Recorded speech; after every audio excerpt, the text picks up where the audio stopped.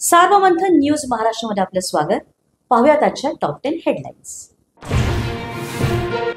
वक्फ विधेयकावर मोहम्मद अली जिनांनाही लाजवेल असं भाजपकडून लांघून चाललं.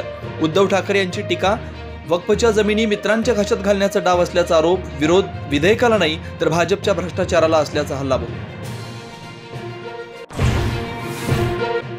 ठाकरे यांच्या शिवसेनेनं वक्फ दुरुस्ती विधेयकाच्या विरोधात मतदान केल्याचं संजय राऊतांकडून स्पष्ट.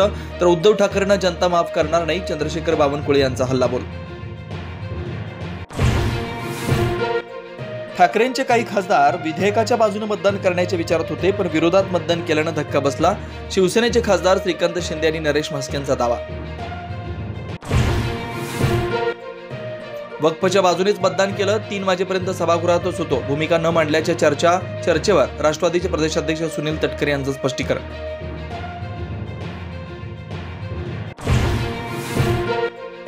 शिर्डी, तिरुपती आणि अकाली तख्तवर मुस्लिमांना घेणार का? माजी खासदार इम्तियाज जलील यांचा भाजपला सवाल.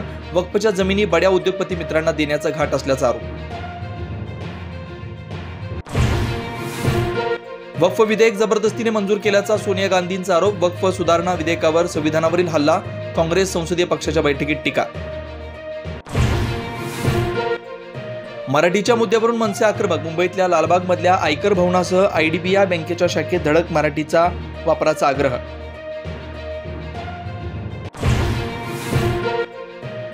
कुणाल कामराच्या यापुढील शोच्या तिकिटांचं बुकिंग करू नका. शिंदे सेनेच्या राहुल कनाल यांचं बुक माय शोला धमकीवजा पत्र. मुंबई पोलिसांच्या गुन्हे शाखेकडून बिश्नोई गँगच्या 5 जणांना अटक. 7 पिस्तूल आणि 21 कारतूस जप्त.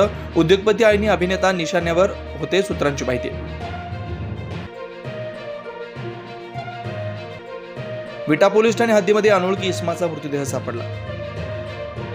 सार्वमंथन न्यूज महाराष्ट्राला लाईक करा, शेअर करा, सबस्क्राईब करा.